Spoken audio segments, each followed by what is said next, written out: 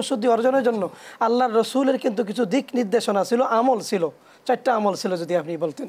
জি আলহামদুলিল্লাহ, আপনি আবার একটি চমকপূর্ণ কথা বলছেন। জি, রাসূল আকরাম সাল্লাল্লাহু আলাইহি ওয়াসাল্লাম বলেছেন এই রমজান মাসে বিশেষ করে আল্লাহ পাকের নৈকট্য যদি লাভ করতে চাও তাহলে 4টা আমল বেশি বেশি করে করতে হবে। তার মধ্যে 2টি আমল হচ্ছে এটি আল্লাহর সন্তুষ্টির জন্য, আর 2টি তোমাদের না করলেই নয়। তো এর একটি আমল হচ্ছে যে বেশি বেশি করে আমাদেরকে ইস্তেগফার করতে হবে, আস্তাগফিরুল্লাহ আস্তাগফিরুল্লাহ। আল্লাহ সুবহানাহু ওয়া তাআলা কালামে মাজিদও বলেছেন যে ইল্লা মান তাবা ওয়া আমানা ওয়া আমিলা আমালান সালিহা ফাউলাইকা ইউবাদদিলুল্লাহু সাইয়্যাতিহিম হাসানাত। তওবা করে ঈমান এনে যে ভালো করিবে আল্লাহ তাআলা খারাপ আমল ভালো দানিবে। সুবহানাল্লাহ বিহামদি।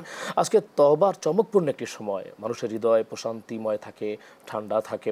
সারাদিন রোজা রাখার পরে সিয়াম সাধনে আত্মনিয়োগ করার পরে আমার মনে চায় যে আসলে আল্লাহ সুবহানাহু ওয়া তাআলার কাছে ক্ষমা চাই, মাপ চাই। যদি এরকমভাবে ক্ষমা চাইতে পারে, যদি এরকমভাবে তওবা করতে পারে, ইস্তেগফার করতে পারে, তা আল্লাহ সুবহানাহু ওয়া তাআলা অবশ্যই তার আত্মাকে পরিবর্তন করে দিবেন। সে অবশ্যই এই রমজান মাসে আত্মশুদ্ধি পরিপূর্ণভাবে লাভ করতে পেরে আল্লাহর নৈকট্য লাভ করতে পারবে ইনশাআল্লাহ।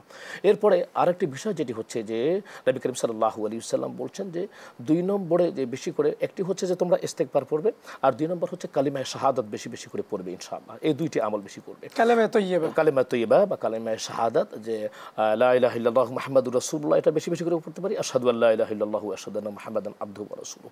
এরপর আর 2টি আমলের কথা যদি বলা, আমরা যেই 2টি কথা বলছেন ইনশাআল্লাহ, আর 2টি আমল ইনশাআল্লাহ বিরতির পরে আমরা শুনব।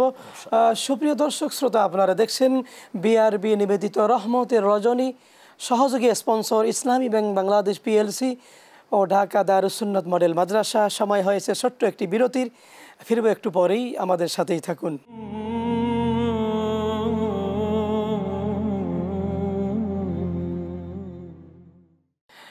সুপ্রিয় দর্শক শ্রোতা, বিরতির পরে আমরা মূল আলোচনায় মুফতি মাওলানা ওলিউল্লাহ পাটোয়ারি, আপনি যেই কথা বলতেছিলেন 2টা আমল আপনি বলেছেন, আরও 2টা আছে, যদি সংক্ষেপে বলেন। জি আলহামদুলিল্লাহ, আল্লাহ সুবহানাহু ওয়া তাআলা আসলে আমাদেরকে পাঠিয়েছেন যে বিষয়কে, একটা মিশনকে সামনে রেখে, তা হচ্ছে যে আমরা এই পৃথিবীর ভিতরে আমরা বেশি বেশি করে ইবাদতে আত্মনিয়োগ করব। নবী করিম সাল্লাল্লাহু আলাইহি ওয়াসাল্লাম বলছেন যে দুনিয়া মাজরাতুল আখিরা, দুনিয়া হচ্ছে আখিরাতের কৃষিক্ষেত্র।